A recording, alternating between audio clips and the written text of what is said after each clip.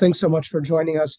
We'll kind of jump into some specifics, but first, big picture. We spoke with FEMA yesterday, kind of gave us a heads up on where things were. It's 24 hours later. It looks like the storm is probably about to hit, fairly soon here in the center. What are you hearing and seeing from the FEMA perspective?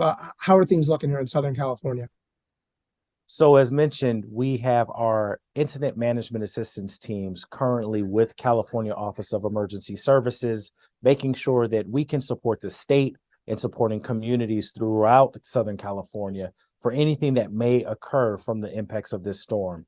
This is an unprecedented storm, and unfortunately, the risk may be very familiar to some people. And so we are mindful of potential storm surge. We're mindful of mudslides, flash flooding. And we want to make sure that every individual is taking the preparation steps they need now. Again, it's time to still prepare. You can take final preparation steps now. I'd say the key thing that we're really encouraging folks to also do is to follow the instructions of their local officials. Again, this is an unprecedented storm, and we want people to take this seriously because we're not quite sure what the impacts are going to be, but regardless of what they are, we'll be there to support our states and our communities in the days and weeks ahead. Does that look like potential boots on the ground and help in that way? Or is that more from a financial perspective? Talk about what that response may look like, or is it determinate based on what happens? So today it looks like boots on the ground. So we have people that are with California OES coordinating closely. We do have commodities pre-positioned alongside the state and counties as necessary. If it's needed, if the counties make the request to the governor, we know that the governor has already made a declaration for the state. The governor still has the option to make additional support request to the president.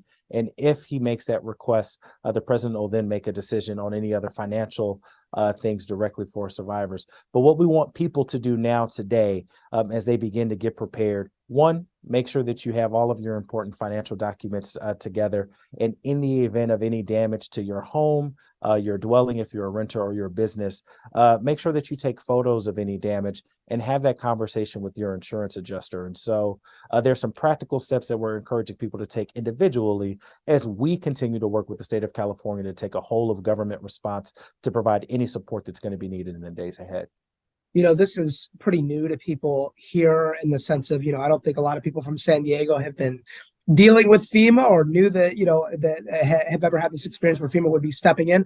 Just kind of give some perspective. When does it rise to a level where FEMA actually would provide some sort of financial assistance? And it might, obviously it's circumstantial, but, is it once there starts to be a ton of maybe lost property? Is it, if there's business or home damage, when does FEMA actually step in more than boots on the ground? And when does President Biden look at it and say, it rises to an emergency type level? So what our close coordination with the state and counties allows us to do is to make sure that we are assessing impacts as they occur. And as mentioned, it's going to be the governor making the request to the president for additional assistance beyond commodity supplies, personnel. The key thing that we're encouraging folks to do right now, again, as I mentioned, first and fastest way to jumpstart your road to recovery is having that conversation and contact with your insurance providers. If people are downloading the FEMA app, this is another preparedness step that they can take that's going to solve a few different problems. Downloading the FEMA app allows you to do three things. One, sign up for local weather alerts so you know what the weather impacts are in your community as they may happen. Number two, make sure that you have access to preparedness information for a number of hazards. Again, I mentioned flooding, mudslide, storm surge, recognizing that some people may have flood insurance policies as well. It gives you some practical information on how to jumpstart your recovery in the event of a disaster in a presidential declaration. The third thing that it allows you to do is to ensure that if there is a declaration that is signed off by the president, that people can jumpstart their road to recovery directly through that FEMA app. And so downloading the FEMA app on your mobile phone is going to be a key step to prepare, but also to help you as you continue to jumpstart and navigate your road to recovery. How does FEMA prepare the same way for this type of a situation than they would for, say, situations that happen in, say, Florida, or, if it's Puerto Rico or some of these areas? Obviously, like I mentioned, San Diego doesn't have a lot of that experience, but FEMA does. Is there a different approach because a place like Southern California is not used to all this rain or the winds or whatever? Or is it kind of, FEMA goes about its business the way that it would prepare for any other type of storm in an area like Florida?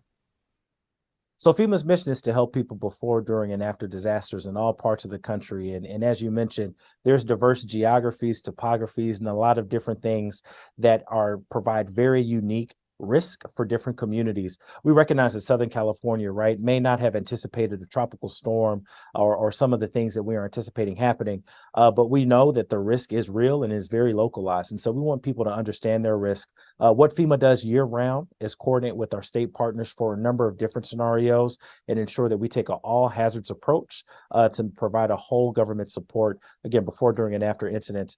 We're thankful for colleagues and friends throughout the emergency management community that help one another. I just want to give a big shout out and thanks to all of the Southern Californians that I seen yesterday helping their neighbors, sandbagging, doing some of the things that we know to do. In my own family, I have family that's based in Southern California. I've been encouraging them to continue to follow the guidance of their local officials, sharing information like listoscalifornia.org and where to get regular updates from FEMA as well if need be. But we know that it may be unfamiliar to some, and so that's why we want to really encourage the people to take this storm seriously and follow the guidance of their local officials, and know that we are bringing our full expertise across the full agency and federal family to Southern California and other places and spaces as well, to be with Californians every step of the way. All right, Marcus, thank you so much for your time. Anything else that we didn't address that you want to touch on at the very end here? I thought you were thorough, but just want to make sure. No, absolutely. A key step is after the storm and remnants happen. Three key things. Please don't drive in the flooded roads. Turn around, don't drown. We don't want people stepping on power lines, and can't emphasize enough how important it's going to be in the coming days to continue to follow instructions of local officials about when and where to go when it's safe to do so.